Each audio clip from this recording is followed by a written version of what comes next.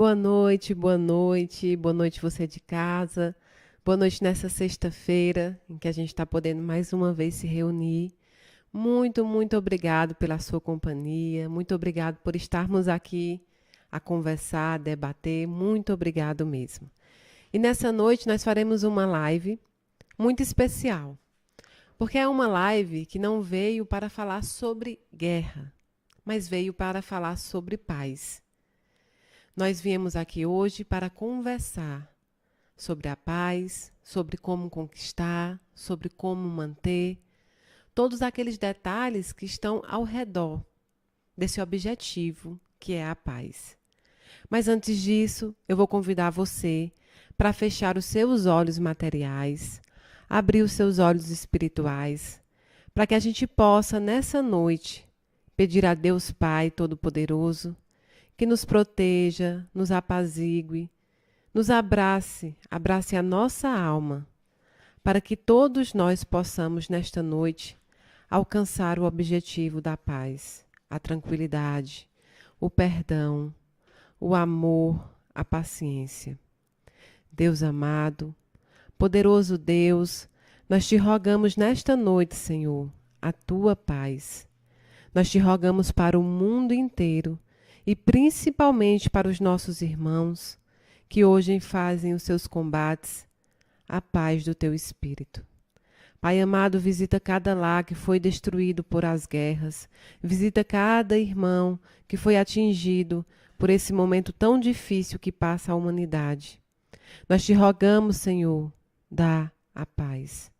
Nós te rogamos, Deus Pai, que visita cada mãe, cada filho, cada pai, cada familiar que por ali esteja, ou os refugiados, para que conceda nesta noite um refrigério e a tranquilidade divina. Te pedimos também, Senhor, pelas guerras que acontecem dentro de nós, dentro das nossas casas, dentro das nossas profissões, dentro das nossas religiões, das nossas ideologias. Nós te pedimos a calma, nós te pedimos o aumento da paciência, mas principalmente o aumento da nossa fé. Te pedimos, Pai, por todos aqueles doentes nos hospitais, todos aqueles que neste momento buscam a cura. Em teu nome nós te rogamos, ó Pai, cura cada um que está ali, no momento certo, da forma certa. Pai amado, pedimos também que visite cada irmão em situação de rua, de vulnerabilidade material. Nós te pedimos que visite cada irmão nos lares de idosos, de criança, cada irmão que se encontra dentro das clínicas para tratar qualquer dependência, Senhor, seja ela química, seja ela de qualquer natureza. Pai amado, pedimos também, visitai todas as casas, visitai todas as famílias, visitai todos aqueles que precisam de Ti. Visitai os presídios, concedei o perdão e o dom do arrependimento a todas aquelas pessoas. Nós também te agradecemos, Deus Pai, por todas as benesses que nos tem dado e te agradecemos pelos obstáculos que nos tem concedido, porque Ele nos faz mais forte, nos faz mais digno de caminhar junto contigo. Protegei e concedei a paz neste momento a todos os enlutados, todos aqueles que sentem a falta, a saudade, todos aqueles que desejam um beijo, um abraço do ente querido que foi à pátria espiritual. Pai amado, e tudo isso que nós te pedimos não é em nosso nome, mas é em nome do teu Filho Jesus Cristo, que é bendito e é eterno, que assim seja. Muito bem. Então eu quero aproveitar essa noite que nós estamos reunidos para agradecer a você que contribuiu para os projetos da Casa da Caridade. Nós já lançamos os vídeos no Instagram e toda a prestação de contas do mês de janeiro e do mês de fevereiro. Nós te agradecemos imensamente, porque só é através da sua colaboração que nós podemos conseguir continuar a fazer os projetos, a realizar a caridade material também. Agradecemos a todos do Brasil inteiro que nos ajudaram, que compartilharam, que pediram em nosso nome. E a nossa luta continua, porque ela é diária, né? A nossa luta é diária. Então, nós pedimos a você que quiser conhecer os projetos da Casa da Caridade, entre no Instagram Inácio Daniel, oficial e vejam todos os projetos e a forma de contribuir, tá bom? Muito, muito obrigado mesmo. A gente já vai entrar nas próximas campanhas, a campanha da Páscoa, não é? Onde a gente vai arrecadar os chocolates, as caixas de chocolates. A gente sempre recebe doação de um amigo nosso, mas que agora encontra-se em dificuldade de quantidade, né? Nós temos 1.006 crianças que são cadastradas nos projetos da Casa da Caridade. Então, nós precisamos arrecadar 1.006 ovos ou 1.006 caixas de chocolates. Então, nós vamos abrir, né, essa campanha no mês que vem para arrecadação de caixa de ovo para a Páscoa, tá bom? Mas encontra-se aberta as campanhas para o gás solidário, né, que é o gás de cozinha, é o Vale Gás que a gente dá para as famílias que precisam, que é o gás do Luquinhas. Nós também continuamos com a campanha das cestas básicas, dos enxovais, do bazar, das marmitas. São 17 projetos que você pode escolher ajudar. Então, muito obrigado. E fica aqui o nosso pedido. E hoje, nós passamos um momento muito difícil na humanidade, principalmente os nossos irmãos do leste europeu, com uma guerra, né, que se acentuou nesses dias. E todo mundo está comentando, porque ela tem, né, resquícios em toda a sociedade, em toda a humanidade. Ela explode para todo mundo, para todos nós. Todos nós estamos apreensivos, todos nós estamos rezando, orando, clamando a Deus para que isso se encerre da forma mais pacífica possível. Então, hoje, a gente podia aqui falar sobre a situação de guerra. No capítulo do Livro dos Espíritos, existe um capítulo apenas das guerras, né, que você vai encontrar a partir ali do 742. Você vai ver as perguntas que Allan Kardec fez aos nossos amigos espíritos para que eles respondessem sobre as guerras. Então, hoje, eu não vou cuidar de falar sobre doutrina, eu não vou cuidar aqui de falar sobre guerra, mas de falar o que está por trás dessa guerra, entre eu, entre você, entre a humanidade inteira. Na Segunda Guerra Mundial, estima-se que morreram 40 milhões de civis e 20 milhões de soldados. Dentre eles, mais da metade dos soldados eram russos, não é? Então, você vê que a guerra, ela traz consequências terríveis para a humanidade, para a sociedade, para nós, para os nossos espíritos, para a nossa evolução. As consequências são alardantes. E nós precisamos conversar sobre isso. Nós precisamos revisar os nossos atos. Nós precisamos saber como ajudar. É claro que o mundo inteiro está em oração. O mundo inteiro está em oração para os nossos irmãos, para que esse conflito seja modificado, né, à luz da humanidade, do amor. Mas nós podemos fazer muito mais do que orar. Nós podemos nos mudar. As guerras, todas elas, desde os primórdios, elas nascem pela a vontade que o homem tem de saber quem é maior. Não é um objetivo para a humanidade, para a sua evolução, nunca é. É o objetivo de se determinar quem é mais, quem pode mais, quem é o mais forte. E é muitas vezes o mais forte belicamente, o mais forte fisicamente, não é? Essas guerras que são decorrentes da violência, guerra em que se usa a violência para submeter o irmão, um país do lado, os irmãos, ou vários países, ao querer de um só, para que ele possa mostrar quem é o maior. E essas guerras enormes, essas guerras de condão mundial, essas guerras que aparecem na mídia, elas nascem das guerras que não aparecem em público. Elas nascem das guerras internas, começadas por mim, começadas por você em casa, no seu trabalho, na religião que você professe, no seu dia a dia. Começa por nós. Começa quando nós não temos a capacidade de perdoar. Começa quando nós também, pelo instinto animal, queremos mostrar que nós somos mais, que nós podemos mais. Nosso ego sobe, o narcisismo aparece e nós começamos a querer impor as outras pessoas, as nossas verdades, as nossas teorias, a nossa força. Então, essas guerras internas devem ser trabalhadas por nós, no nosso dia a dia, para que isso não gere uma sociedade doente o suficiente para iniciar uma guerra que atinja todo o mundo, como a que está acontecendo agora. Todo mundo é atingido por essa guerra, seja no patamar político, seja no patamar econômico, seja no patamar espiritual. Em todos os patamares, nós seremos atingidos, mesmo que não façamos parte desses países que estão guerreando. A guerra, ela nunca será instrumento válido para que a gente possa reafirmar a nossa posição no mundo, a nossa posição na sociedade, a nossa posição em casa. A violência nunca foi uma resposta. A violência é sempre uma incógnita, um ponto de interrogação.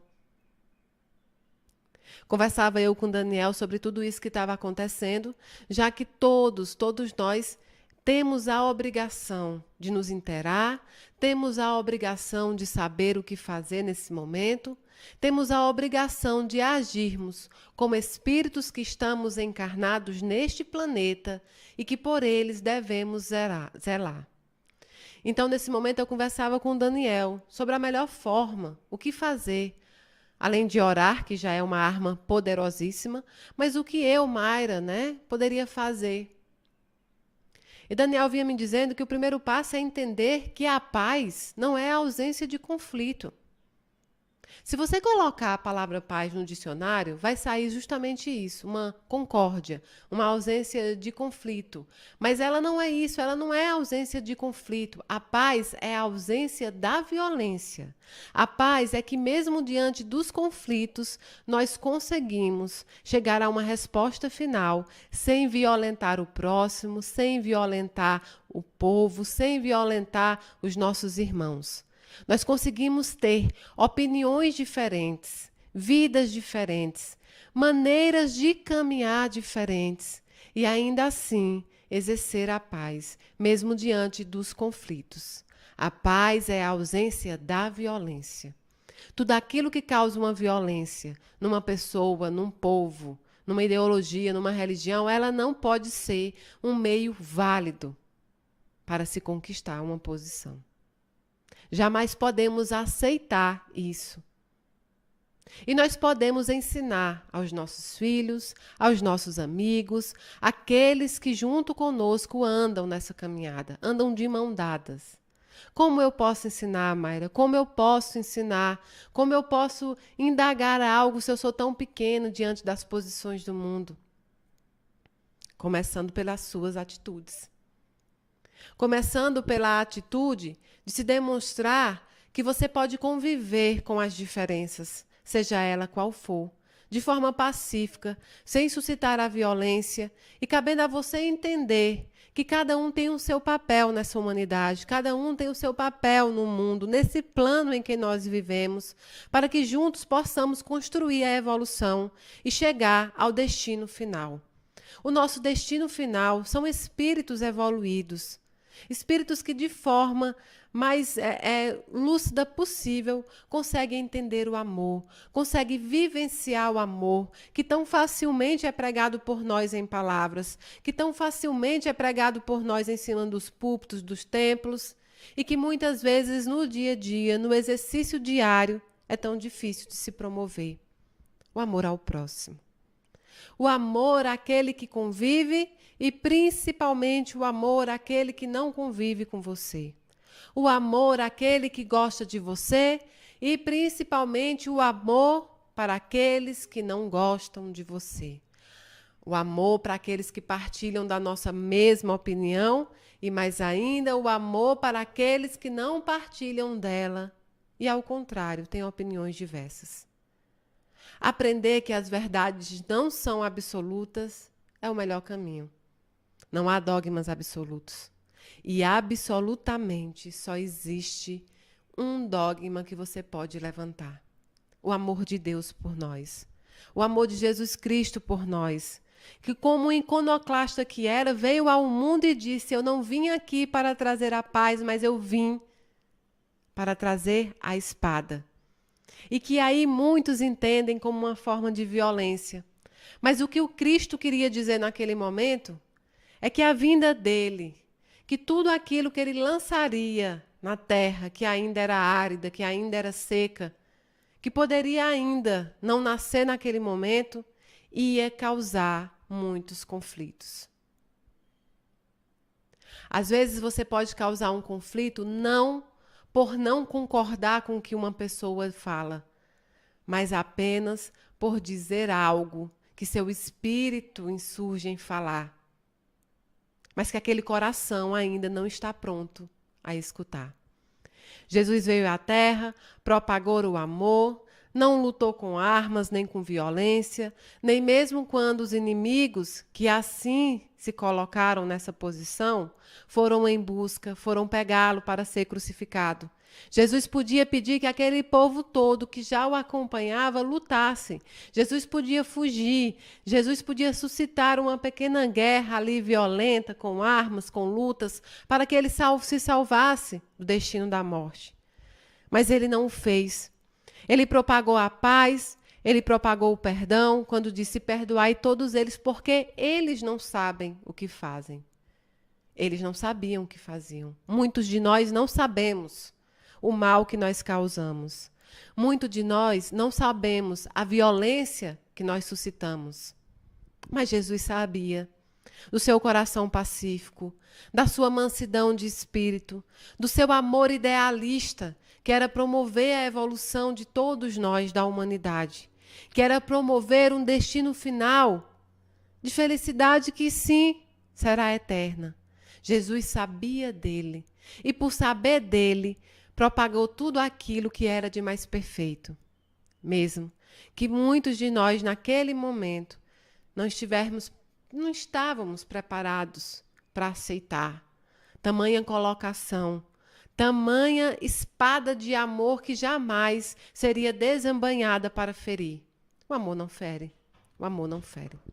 Então Jesus vem promovendo a paz, mesmo diante de tantas guerras que aconteciam. Jesus vem promovendo a humildade, mesmo diante do momento que era de se colocar acima, do momento em que os homens buscavam a sua posição, o imperador e tantos outros, buscavam a sua posição, o seu status político da época. E assim é até hoje. Os conflitos são gerados pela busca do status, pela busca do poder, pela busca de se mostrar quem é melhor do que o outro. É isso.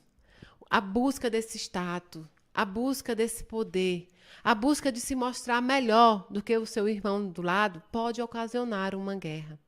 A guerra nasce da criação dos nossos filhos, quando nós criamos filhos sempre prontos para a competição. Nós temos uma mania de querer criar os nossos filhos para sempre vencer, vencer, vencer.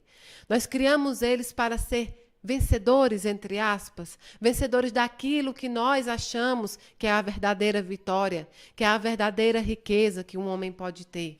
Nós criamos competidores. A sociedade forma cada vez mais competidores. Competidores no cunho político, competidores no cunho religioso, competidores no cunho econômico. Nós criamos competidores sem que, ao menos, nós possamos ainda, ali dentro daquela competição, suscitar o amor, a igualdade, um bem comum. Nós criamos competidores. E as guerras nascem dos competidores. E as guerras nascem da competição. Eu sou responsável, você é responsável, a sociedade inteira é responsável pelas guerras que acontecem nesse momento. É essa que está na mídia e tantas outras que não estão. Muitos países vivem há dezenas de anos em guerra e que não são suscitadas dentro da mídia todos os dias, então nós esquecemos que esses países guerreiam, não é? E nesse momento em que se torna pública essa guerra, no momento em que se torna pública essa competição, essa subjugação, essa escravidão em que alguém busca um poder principal, nós devemos estabelecer os parâmetros das nossas responsabilidades sobre isso. E só assim nós podemos prevenir, fazer a profilaxia de futuros conflitos violentos. Nós podemos impedir, apenas com a mudança do nosso jeito de ser, com a mudança do nosso caminhar, futuras guerras que atingem todos nós. Muitas vezes você busca mudar o caminho. Você acha que mudar o caminho seria a solução. E é isso que esses povos, os países que guerreiam, as pessoas que guerreiam dentro de casa, na sua própria família, começam a achar. Esse caminho que eu estou não é o que eu possa alcançar o meu objetivo. Então, eles buscam um novo caminho. Quando muitas vezes o que nós precisamos buscar é apenas um novo meio de caminhar. É apenas uma nova fórmula para caminhar melhor, mesmo dentro do próprio caminho. Não é uma solução fácil, não é uma solução porque envolve política, envolve dinheiro, envolve ego, envolve vaidade. Então não é algo da noite para o dia, mas é algo a ser construído. E nós precisamos construir. Quando você se coloca em posição de estar de um lado ou de um outro lado, você se coloca no meio desse conflito, você se externa também na posição de a adotar essa guerra, essa violência. Nosso papel como espíritas, nosso papel como cristãs que somos, nosso papel de cristão não é tomar um lado nessa posição, porque independente do país que tenha maior força econômica, maior força bélica, ou um país que tenha menos, todos eles sofrerão por muito e muito tempo as consequências de uma guerra estabelecida, de uma violência criada. E não só eles, mas toda a humanidade. Todo mundo sofrerá essas consequências que serão em todos os campos. No campo espiritual, quando a gente vai andando cada vez mais devagar para a nossa evolução. No campo econômico, já que está tudo interligado. No campo político, em todos os campos. E para falar um pouco sobre isso, eu trouxe para vocês um livro que eu acho muito, muito interessante, que é um livro do João Jesus Moutinho, chama O Evangelho Sem Mistérios e Nem Véus. Trata-se desse livro. Ele pode ser encontrado na FEB, no site da editora da FEB, tá bom? Você pode encontrar ele. Ele é muito bacana, ele traz as passagens evangélicas da Bíblia e explicações à luz do Espiritismo, tá bom? E eu separei aqui o capítulo 51, que fala sobre a reconciliação com o adversário. Então, ele cita Mateus, no capítulo 18, do 15 ao 20, do versículo 15 ao 20. Disse ainda Jesus: se teu irmão pecar contra ti, vai arguí-lo entre ti e ele só. Se ele te ouvir, terás ganho teu irmão. Se, porém, não te ouvir, toma contigo uma ou duas pessoas, para que diante das testemunhas todo entendimento se restabeleça. Em verdade vos digo que tudo o que ligardes na terra será ligado nos céus. E tudo o que desligardes na terra será desligado nos céus. Porque onde estiverem 2 ou 3 reunidos em meu nome, ali eu estou no meio deles. Se pararmos para pensar nessa colocação do nosso irmão Jesus Cristo, quando ele diz que onde estiverem 2 ou 3 reunidos em seu nome, ele ali estará, numa guerra se reúnem muitos, mesmo que seja em torno de uma guerra violenta, ali existem muitas pessoas que estão de forma inocente no meio de um conflito, sem sequer poder se estabelecer, sem sequer poder sair do lugar. São pessoas em que ali também precisam do nosso amado Jesus, aqueles que conflitam também. Então Jesus está ali também, mesmo em meio à guerra. E aí o autor, que é o João Jesus, ele começa dizendo: a reconciliação com o adversário, raras vezes observada entre os seres deste plano, compreende a solução mais inteligente por preservar o homem dos incômodos quadros, conduzidos pela lei da causa e efeito, à senda da reparação. Sem olvidar os reclamos do direito alheio, a reconciliação ainda significa terapêutica para ambas as partes, por exonerar o coração do ódio e dos sentimentos de vingança, origem das enfermidades espirituais e dos dramas de longa duração. Considerando os efeitos colaterais atribuídos pelo ódio e pela obrigatoriedade da reparação denunciada nos parágrafos da justiça divina. Então, nós podemos parar para pensar aqui sobre quanto o perdão é importante e é necessário, né, para paralisar as guerras, para que a gente não seja criador de novas guerras, não é? O perdão é extremamente necessário. O saber perdoar as pequenas coisas e, mais ainda, perdoar as grandes coisas. Porque, na realidade, o que separa o tamanho dessas questões é o nosso entendimento em torno de cada um. Cada espírito faz uma leitura e, muitas vezes, essa leitura é diferente da outra, é diferente do que se espera, é diferente do que se é estabelecido. Então, o perdão é muito importante.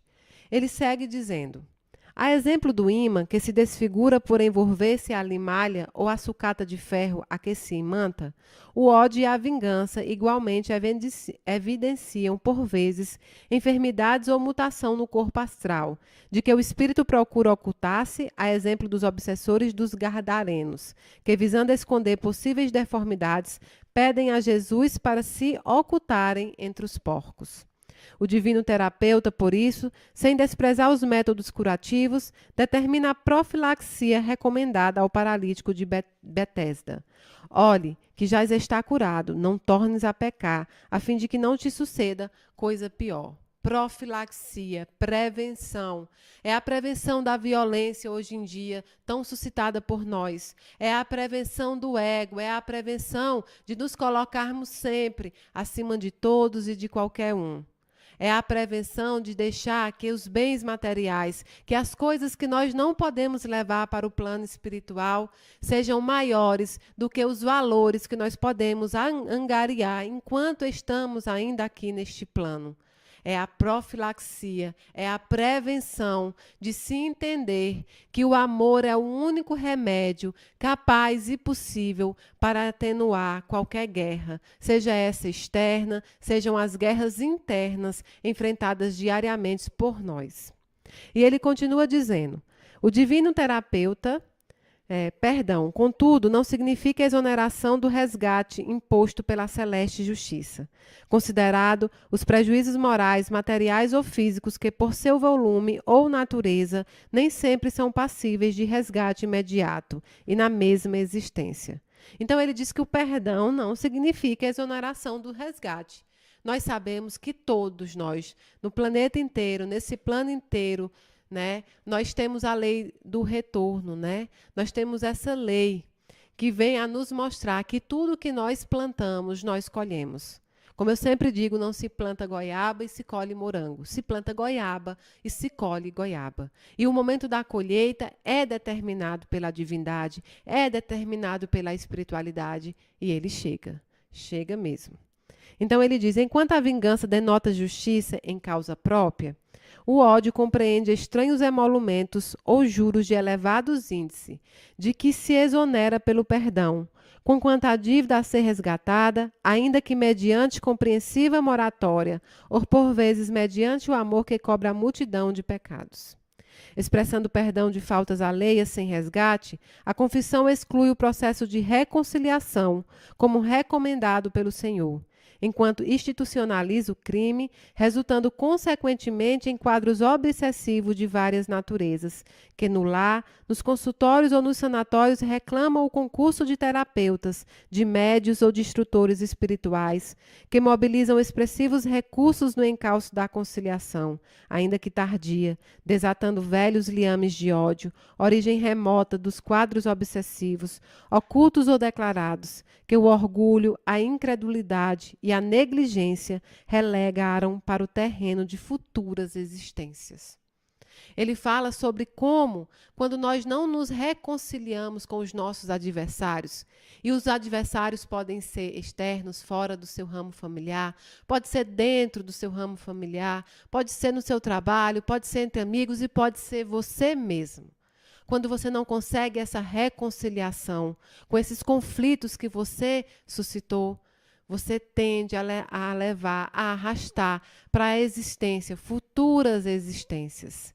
Então, sendo assim, nós temos esta oportunidade, neste plano, de fazer o resgate das nossas faltas, para que a gente possa encerrar o nosso ciclo de encarnações.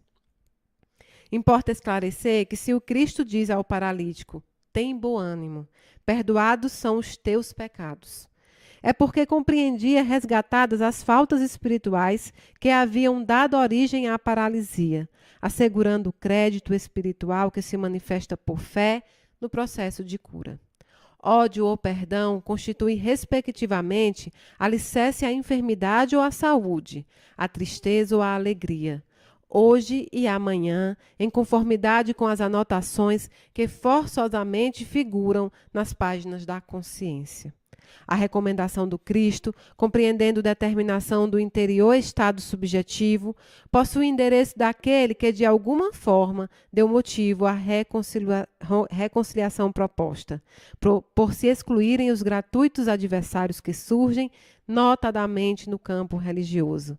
Estranhos seriam os legítimos cristãos, torturados procurando os inquisidores, a fim de propor-lhes reconciliação, exigida nesse caso somente da consciência do ofensor, mediante compreensiva reparação da falta.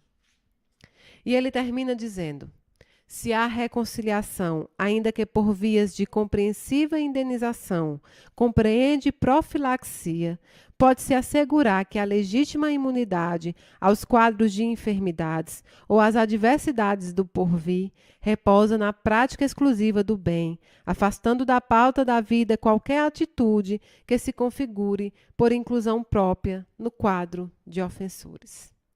Nós devemos entender que nós, ao buscarmos a paz, nós buscamos a evolução. Quando nós nos tornamos mansos de coração, mansos de espírito, como nosso amado Jesus Cristo nos propõe, nós nos tornamos pacificadores. Nós devemos ser isso. Cada um de nós devemos ser promotor da paz.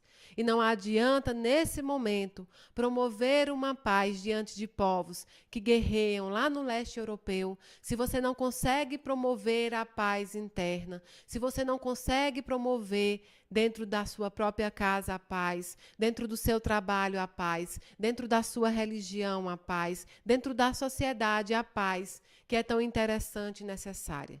Promova a paz na essência dessa promoção, no dia a dia, no seu dia a dia, diariamente, essa promoção de paz deve ser feita. Se você for pensar muitas vezes, nós, e vou falar agora enquanto povos brasileiros, né? Povo brasileiro, enquanto nós espíritas, enquanto nós pessoas que vivenciamos aqui este país, nós temos uma mania de torcer por coisas que nós não temos acesso. Nós torcemos para um vencedor de um reality show, não é? Nós torcemos para alguém ganhar um campeonato, uma pessoa que nós não conhecemos, e tudo bem que isso é normal. Vai além da torcida, vai na promoção da arte, na promoção do esporte, na promoção do entretenimento, muitas vezes, e aí cada um julga qual é o ideal desse entretenimento, se vale a pena ou não, isso parte de cada um. Nós somos capazes de torcer por alguém que nós não conhecemos, de torcer por alguém que não está nos apresentando exemplos, e eu digo exemplos de forma vívidos, né? E somos incapazes de torcer pelo nosso amigo que abriu uma padaria. Nós somos capazes de torcer pelo nosso irmão que conseguiu entrar numa faculdade. Nós somos capazes de não torcer, não é? De não torcer para uma pessoa que está do nosso lado buscando a vida, nos dando exemplos diários de como buscar essa vida. Nós temos uma incapacidade enorme de aceitar a felicidade daqueles que estão próximos a nós. E nisso também nascem as pequenas guerras que se tornam grandes. O padre Fábio de Mello, ele tem uma frase que diz que os verdadeiros amigos não é só nas horas da dificuldade, pelo contrário, é na hora da felicidade, é aquele que suporta a sua felicidade, é aquele que suporta o seu crescimento, é aquele que suporta o seu bem-estar. E existe um ditado popular que diz que nós queremos, né, sempre o bem dos outros, mas nós não queremos que esse bem seja maior para os outros do que para nós. Se existe esse ditado é porque ele tem um foco de razão. E nós devemos combater isso. Comece a torcer, comece a jogar bons fluidos àquelas pessoas, pequenas pessoas que não estão na mídia, pessoas que estão lutando no dia a dia perto de você. Comece a ser capaz de ser o amigo que tolera a felicidade, que tolera, inclusive, que outras pessoas consigam coisas que você almejou, mas que infelizmente você não conseguiu. Tolere a felicidade, tolere as conquistas do próximo. E assim você também estará prevenindo muitas guerras, muitos conflitos. Uma coisa também que falta para essa prevenção das guerras, dos conflitos, das brigas e principalmente da violência é o respeito. A nossa falta de respeito pelas escolhas alheias, a nossa falta de respeito por aquele ideal que outra pessoa propaga e que não é o seu. A nossa falta de respeito por aquele que tem opinião diferente. A nossa falta de respeito pelas diferenças. A nossa falta de não poder conviver com pessoas diferentes. Nesse meu caminhar da mediunidade, claro que sempre em aprendizado, eterna aprendiz, que numa encarnação só não seria possível, eu conversando com Daniel sobre algumas perguntas que me fazem durante as palestras, durante a minha presença em algum lugar, entre elas sobre a vida em outros planetas, né? Sobre perguntas científicas, pergunta de cunho físico, não é? E ele dizia, olha que interessante, Mayra, as pessoas querem saber se existem vida em outros planetas, como são os habitantes deste planeta, como eles podem se comunicar se eles visitam. Mas elas são incapazes de aceitar a diferença entre elas, uma diferença mínima. Imagine como aceitar habitantes de outros planetas, como seria essa recepção deles publicamente. Não é? Nós somos incapazes de aceitar uma orientação sexual diferente da nossa. Nós somos incapazes de aceitar uma escolha diferente da nossa no campo financeiro, no campo profissional. Nós somos capazes de aceitar que nós temos a mesma fé, mas com caminhos diferentes. Nós somos capazes de respeitar o ideal de cada um. Então, nesse momento, nasce muitas das guerras. Nesse momento, nasce os conflitos, que logo depois podem se tornar conflitos armados. A segregação, a diferença, o que hoje nós chamamos de bullying, tudo isso é nascedouro, propício às guerras. Então, hoje, para que a gente possa encerrar a nossa live, eu quero levantar para vocês uma questão, que cada um possa, ao deitar hoje, ao orar por essas guerras físicas, essas guerras materiais, bélicas, que ocorrem no mundo inteiro hoje, que você possa também parar para pensar e refletir no que você, como espírito, pode fazer para se auto-melhorar e assim melhorar a sociedade.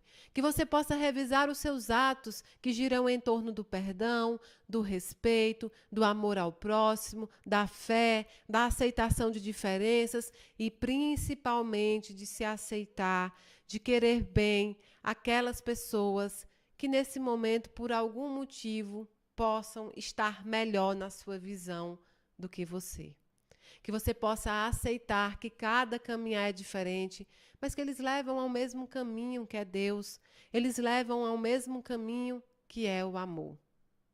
E assim eu encerro, desejando muita paz a esses povos que guerreiam hoje de forma bélica, mas desejando muita paz a cada um de vocês, que vocês possam levar essa paz a cada lugar que vocês pisarem, que vocês possam ser promotores de paz em qualquer lugar que sua língua se atrever a falar sobre qualquer assunto. Que nós sejamos promotores sempre da paz. Muito obrigado pela sua companhia E agora eu vou pedir que a gente feche os olhos materiais novamente para fazer o nosso momento de oração final, agradecendo a espiritualidade amiga que esteve presente a todo momento, aqui comigo, com você em casa, agradecendo aos nossos mentores, agradecendo aos nossos irmãos espirituais que estiveram também a assistir à palestra, que estiveram também a assistir à nossa conversa. Pedimos, Pai, que abençoe cada um no seu lar, cada um na sua profissão, que nos dê a paz, que nos conceda a sua paz, para que nós possamos caminhar no teu amor, nos teus exemplos e principalmente na tua misericórdia. Que assim seja. Até mais, até a nossa próxima live, que vocês vão ver no Instagram, a próxima data, ou aqui, quando os meninos colocarem no YouTube. Fiquem com Deus e boa noite.